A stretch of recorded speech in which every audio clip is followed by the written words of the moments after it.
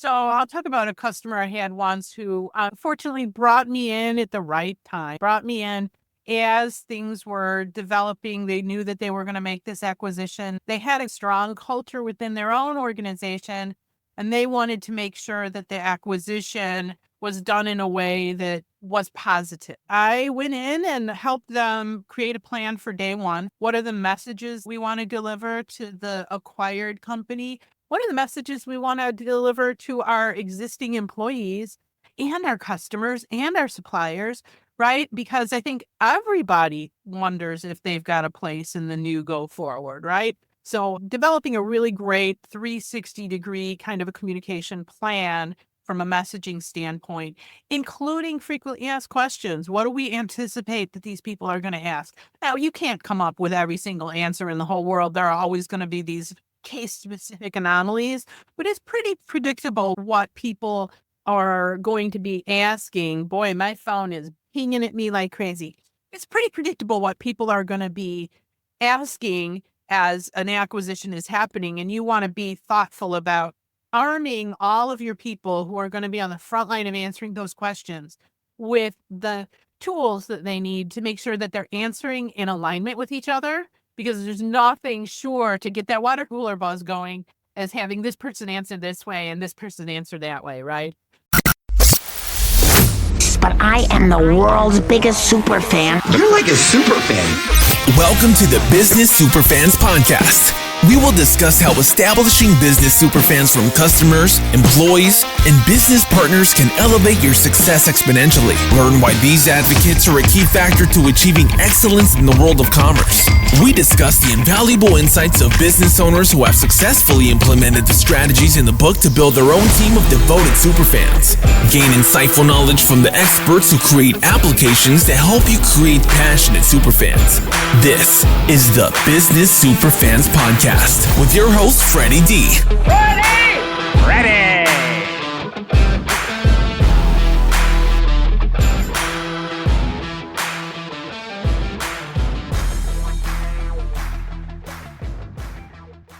On this episode of the Business Superfans podcast, I'm joined by Linda Carlisle, founder of ComEXT and a seasoned corporate communications strategist with over 30 years of leadership experience. As a fractional corporate communications partner, Linda helps business leaders, VCs, and private equity firms navigate the moments that matter, from mergers and acquisitions to leadership changes, reorgs, and major business transformations.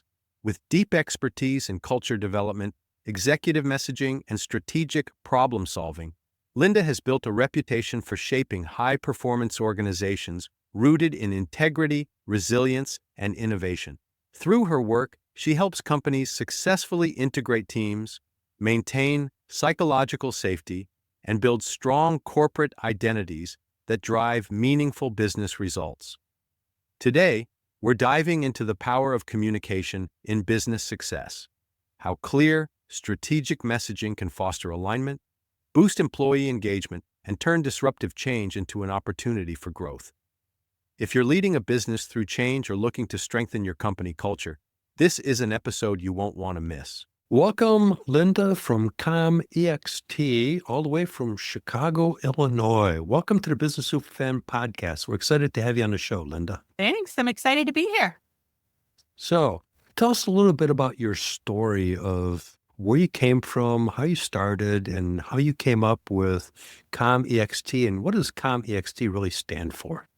Yeah, so I'll start with that. First of all, ComEXT is here to be an extension of your team, be it you already have a communications team and need some additional work done, but mostly an extension of your leadership team, your HR team, to make sure that communications are getting done in what I call the moments that matter, which is there are some pivotal moments within an employee's life with your organization where you need to be communicating effectively with them. Sometimes we get so caught up in the day-to-day experience and the pressures of getting business done and meeting numbers and whatever else that we forget to do that communication during the moments that matter. And so I'm there to help with that. I really have a deep passion around that. So when you say, what's my story? I started out my career as a marketing person, the branding person for the first experience I had in this internal space was a marketing person for a highly acquisitive company. And the leader of that company at that time, his belief was that you come in, you acquire the company, and you break the culture, which really meant breaking the people. The idea was that they would then come in, they'd be meek and mild, easier to manage, get in line, get on board. My job at that time within those acquisitions was to create the scripts for delivering those messages. I just remember thinking, this is just so cold and so beastie, right? Like, why do you have to break people? Fast forward a few years, I moved from being more external branding to actually focusing on internal comms. I then saw companies that didn't do anything to integrate. They said, no, we're not going to break your culture. But come to believe that the need to integrate companies that you've acquired, it's really important. The need to communicate and make people feel welcome and take the best of both worlds and make everybody feel like your old culture does matter and so does ours. So how do we bond them together? And just all the ways that you can make people feel welcomed, safe, and excited to be a part of a new organization. Those things just really stood out for me, and I have a passion for that. So when I decided to start a business, I had thought about all the different communication things I could focus on. That was really the place where I said, I can do the most good here. I can help companies be successful by making their people feel safe, included, informed, and excited. So all that good stuff. What you're doing is really important and fantastic because I've gone through some acquisitions and you're wondering what's going to happen to my position. Am I redundant? Most likely you are, because the acquiring company uses their people. And even if you've been in management and you're the acquiree, you're outside looking in because they're going to stick with their team because that's who they're comfortable with. And the next thing you know, you're out the door. Sometimes it's really not the best person they keep. They just keep them because they're familiar with them. But the person that they let go was actually the rock star in that particular company. I've seen it happen, and I'm sure you've seen it happen. I have seen it happen. I think the best companies, when they're doing their due diligence, they're really trying to say, who do we need to keep from this organization? So they're actually putting plans in place to hold on to the rock stars, especially on the leadership team, right? If there's somebody who's pivotal because they're the one who invented product X or owns key accounts and you can't afford to lose them, there's usually a plan put in place for those rock stars. I think where you really start to see people not doing very well by that due diligence process when it comes to people is thinking about that next level down where there's people who know where all the bodies are buried, if you will, who know how things get done. And if you lose those people because you didn't bother to think that next layer down, and then you didn't bother to talk to them either, the very first thing that happens when you hear your company's been acquired, the question that pops up in your head is, have I lost my job? Am I going to lose my job? And you're worrying about it. So productivity goes down the drain. You're paralyzed. The whole team is paralyzed. Now everybody's gossiping. What's going to be happening with the company?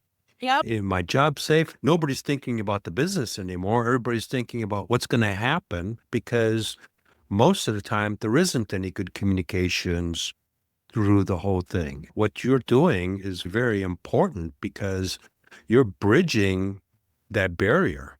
And candidly, I mean, on the one hand, I talk a lot about the employees because that's where my heart's at. And that's what got me into this is seeing it done poorly and the impact it had on people. But I'm also helping the leader, right? Because let's face it, especially if you're in a space where it's private equity that's giving you the funds in order to make the acquisition, you are so on the hook for hitting that number, right? The pressure on company leaders that have made an acquisition is phenomenal. And that's why they're not thinking about the communications piece. And if I can be there to be whispering in their ear about what I'm hearing from people, or if I can be there to say, this is where the gotcha moments are, the moments that matter, then I can help steer them in the right direction, get them thinking about what they need to do to stop the productivity bleed, right? To your point. Sure. And the brain exodus, because I've seen a company where what they did is they were acquiring somebody. And initially, the whole presentation was they're going to buy the business, keep everybody, all that wonderful stuff. The transaction was moving forward. And at the last minute, they came up with what I would call I'm not going to say what I really think of it, but it was an inappropriate approach. Let's word it that way. What they did is, this is, you know what? We just created a brand new LLC. We're just going to buy the assets of it. This minimizes our liability. Well, what they really meant was they're not going to have to pay anybody what they were paying them, because now it's a brand new company. They maneuvered the paperwork legally. They cut out health care. They cut out commissions that people had worked on for years, because they basically said, well, it's a brand new company. What you did with the old company is wonderful. We appreciate it. But guess what? You got to start all over. They make people reapply for their jobs and the whole 9 yards. Your history, gone. I know this for real because I've seen it happen. A couple of people have been with the company for 20 years, and they were panicked, and then they lost all their seniority, because now, I'm sorry, it's a new company. There's only one person left of that whole company that they acquired. Everybody else is gone. Like, you want to see where that kind of thing has taken place, all you got to do is go log into Glassdoor, and you will see how well or how poorly the execution of an integration is from a people standpoint. Because when people are treated the way you just described, they don't stay long. No. Right? Especially not the high talent ones. So you're left with the people who, life's a bell-shaped curve.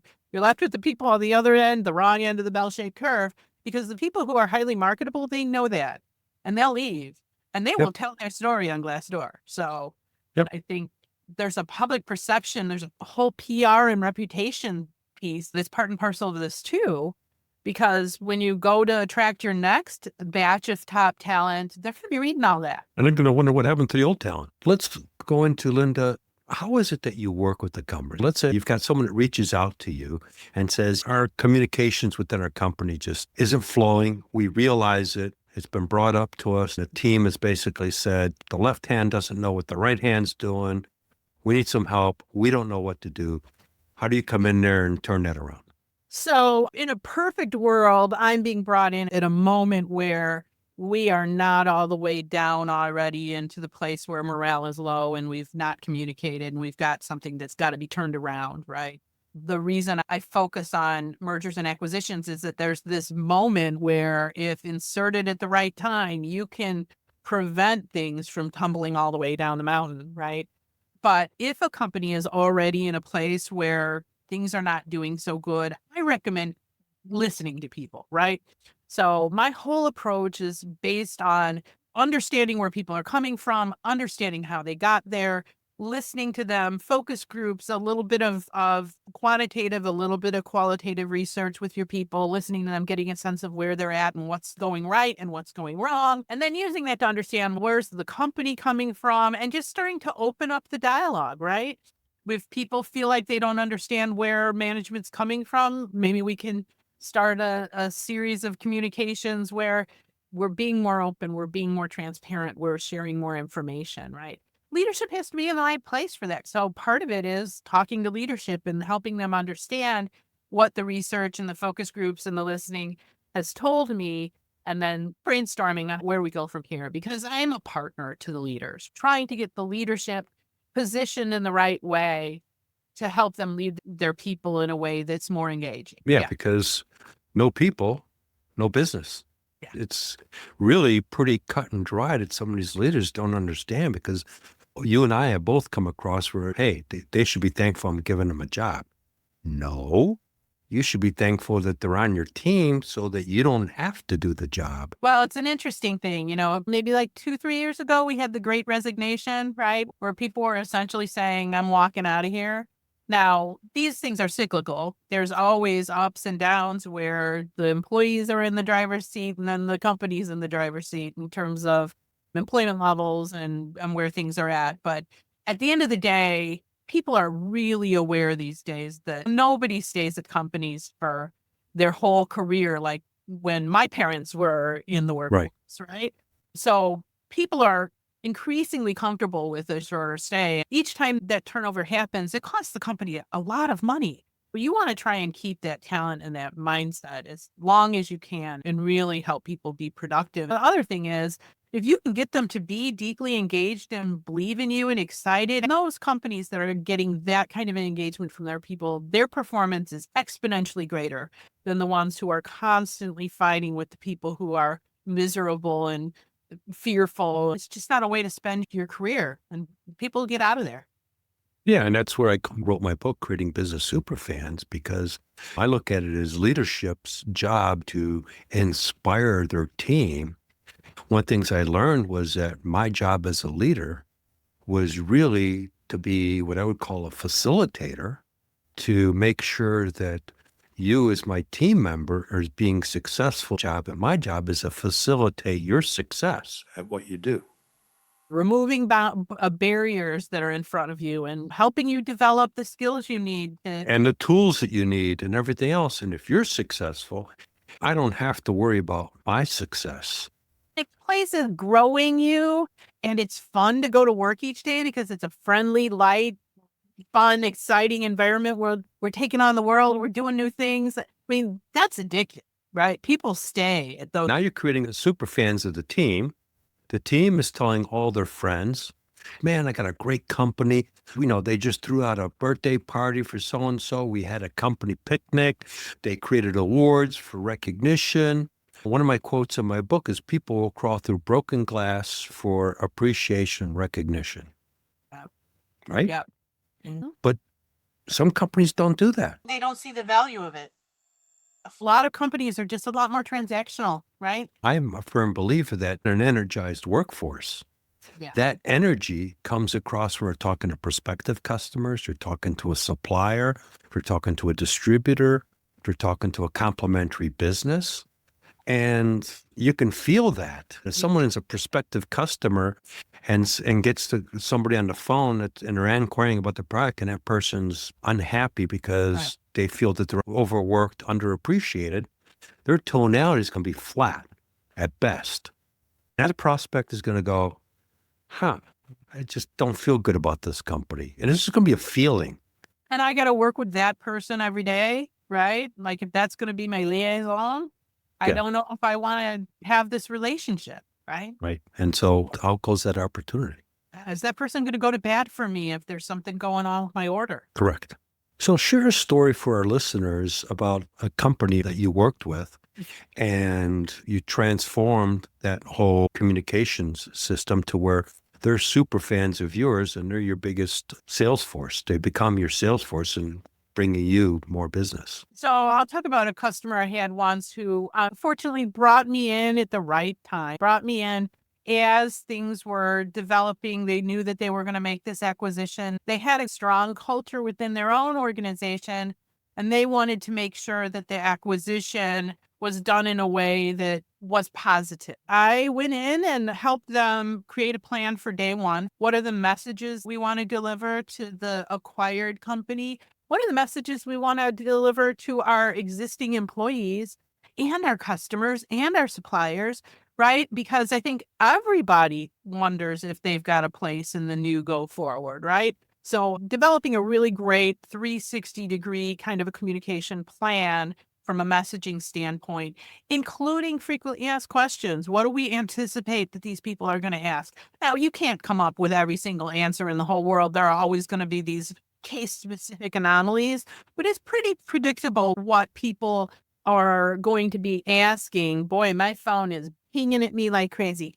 It's pretty predictable what people are going to be asking as an acquisition is happening, and you want to be thoughtful about arming all of your people who are going to be on the front line of answering those questions with the tools that they need to make sure that they're answering in alignment with each other, because there's nothing sure to get that water cooler buzz going as having this person answer this way and this person answer that way, right? So you create the plan, you create the messaging up front, you arm those people, you have a pre-kickoff day, go over the talking points and talk to people who aren't used to doing that kind of messaging, helping them familiarize themselves with the communication points, but also just how to talk about it and the demeanor. Oh, and don't make up answers for questions that I didn't give you an answer for. Say, okay, that's a great question. I'll get back to you. So helping with that day one communication, but also then doing some behind the scenes work to make sure day one is a party. because you want those people to feel like you're so excited to have them coming into your organization. It's a party. We're celebrating. We're either going to break bread or we're going to have some cake or we're going to have something to demonstrate that we care about you as people because you're what we bought when we acquired you. And so I worked with the leaders to create that kind of plan, including a day one plan. And then knowing in advance, they were going to let certain leaders go and that they were being well cared for. You can bake that kind of messaging into your messaging so people don't feel like, oh, they axed Joe. It's more like Joe was pretty well compensated. So there's this sense of people were cared for. There's a people centricity in how the company rolls and baking that into the messaging. I mean, not sharing financials about somebody's comp. Right. It's more the attitude of how you care for people. And then usually there is a small reduction in workforce. So the other piece is warning those leaders I'm working with not to say things like there won't be a reduction in workforce, right? There's redundancy. Yeah. We know that. There's redundancy. You don't need two people doing accounting. But if you're signaling that people will be well cared for in that process, I love this contrast. I read about this company where the CEO was doing a layoff and he called his staff that he was going to lay off dumb dolphins because they couldn't outswim the shark and they were going to get laid off as a result. That was his messaging about why that was happening, that he had dumb dolphins on his team. Then by contrast, one of my clients went out of their way, and this was through the dialogue of due diligence where we were at the front end saying, what are we doing? Why are we doing it? How are we handling it? To be able to say, you know what? There's a firm up the street that just added a night shift. They're increasing their staff right now. I'm going to talk to them and see if they can come in to our facility and do a hiring day so that some of the people who were doing a reduction, we're actually giving them opportunities to go apply down the street. We're helping them with their resumes. We're helping them with their interviewing skills. That's like worlds apart. It's not absolutely night and day because that approach, even it's not a wonderful thing to go through, you're still creating those super fans out of those team members because you go, okay, I can appreciate where the company's coming from because, yeah, all right, I'm a redundant employee. It's just common sense reality. But the fact that the company is going out of its way to make sure that I don't miss a beat and I can still pay my mortgage and everything else, that's a cool company. I'm going to tell everybody about that. Yes, we got acquired, but you know what? It actually worked out better because I got a better job. I got more money and everything is great versus those people that were deemed dolphins. Right. You can certainly for sure bet those former employees are not super fans of that dumb dolphin CEO's mindset. Exactly. I'm like, if somebody called my colleagues dumb dolphins because they were unable to outswim the shark, I'd be going, how long before that he's calling me a dumb dolphin? I'm out of here, right? Like, Yes. For me, that's gone. Your whole mindset just shifted. The whole energy of the company just died. It just died because everybody's going to be looking over their shoulders. How you treat those people as they're leaving is an indicator as to how you'll treat anyone. Yeah. I saw a company and I worked with the company and I helped turn it around. The management team was a husband and wife. They built up a decent business, but they had a ceiling of their skill set, and that's where I came in. New hire onboarding was a disaster. It would be like, Linda, welcome to the team. We've just hired you. We're going to give you training on this new system. So we're training you verbally. No manuals. No, next week you're going to go live doing scheduling and all that stuff. So you're all excited. You got your training and everything else. Week 2 comes along and you're doing the best you can. You've got verbal training. So we remember 20% at best of that. So you're trying to figure this new system out, trying to do your job. And along comes one of the owners and says, Linda, you screwed this all up. We trained you. We showed you how to do it last week. Why did you make this mistake? But it's not in private. It's done in front of everybody. Yeah. What does that do to a culture? Oh, yeah. It makes everybody fearful. It turns everybody on each other, right? It really creates a team of sharks. and they sense blood in the water. And they were wondering why they would have people quit every 90 days. And that costs money. I mean, at the end of the day, it costs money because you're not operating at full production. You're never getting people up to that peak performance level, right? And then all the time to recruit, all the time to train. If you quantify all that, it's really incredible what the loss is for turnover. Agreed. So, Linda, let's get into some of the services that you offer companies. What is it that Com Extension provides? What I do is first I start with consulting, right? The approach that we take is that we're a fractional member of your leadership team, partnering with leadership, understanding really deeply in a consultative way what's going on in this company from a comms standpoint. Usually I'm focused on some kind of change. So it could be new strategy that's getting launched. It could be new technology that's getting launched. It could be new operating systems, new ways of doing things within the organization, any kind of disruptive change where you need communications to come along with it. I really hone in on helping companies going through major transitions like acquisitions and trying to merge the two organizations. So it's how are we managing? What are the changes? Where are the impact points? How are we helping the organization understand and adapt to that change? So in addition to the change communication, I can help with the reorganization, the leaders who are experiencing major reorganization where they've got new people coming into their teams and they've got to try and integrate and train those people and get them to be a single team. I also have a DISC certification, so I'm able to help leadership teams and some of those functional teams operate a little bit better together by going through a DISC assessment and helping them understand their different operating styles. In addition to change management communication, I also mentioned earlier that I do research around focus group research, and I can also do the quantitative research around engagement and how people are feeling, pulse surveys, focus groups, just where are we at, how are you feeling, and also to assess the culture, right? How's the culture now? How's the culture at company A? How's the culture at NewCo?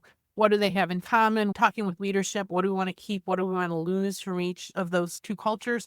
Is there anything we want to add to help the organization be more caring, more high performance, to have each other's back, to get excited about the future and maybe be more innovative or whatever needs a little goose in the culture? Building a campaign around how do you embed that culture? It's all communication, right? It's helping people understand what are the expectations behaviorally within this new culture? How do you exemplify those behaviors? And making it fun, adding a little gamification to the communications process so people are excited about receiving that information and learning and attending an event where they're going to hear about what the cultural expectations are. It doesn't have to be all droning talk. It can be kind of fun, right? Sure. You can do it over a long period of time and people can get prizes stepping in and being an ambassador on behalf of the new culture. So there's a lot you can do to make culture building engaging. And so I do that work as well. Oh, that's amazing because that is so important. It's overlooked so many times because, like I say, I've gone through 2 acquisitions. I witnessed one, and none of what you just talked about was done in all 3 of them. They promised and talked a good story, but delivery was a little short to the story.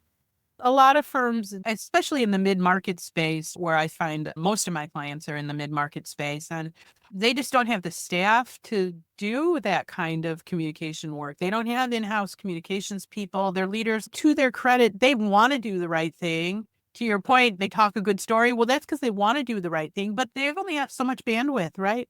And the pressure they're under is incredible. So having someone who steps in and says, I'll own this piece for you. I'm going to partner with you. You're not off the hook totally, but I'll own this piece for you. Well, and that's where your service comes in because, like you just said, they may have the right mindset, but they don't know how to implement because they've never implemented it. This might be their first acquisition and they're going, okay, this is a good deal. I need this business, blah, blah, blah. But it's an afterthought of, okay, wait a minute. Now we have to integrate the two because the first thought is, okay, I can buy this business, I can expand, I can grow and all that stuff. Oh, wait a minute. How do I make this stuff work? That's where each of your services is really integral in making that a very successful acquisition because You probably know the percentage better than I do, but the percentage of successful acquisitions is much lower than unsuccessful acquisitions. Exactly. Actually, there's actually a statistic I recently heard that was really intriguing, which is that over 45% of the acquisitions that fail because of communications, period.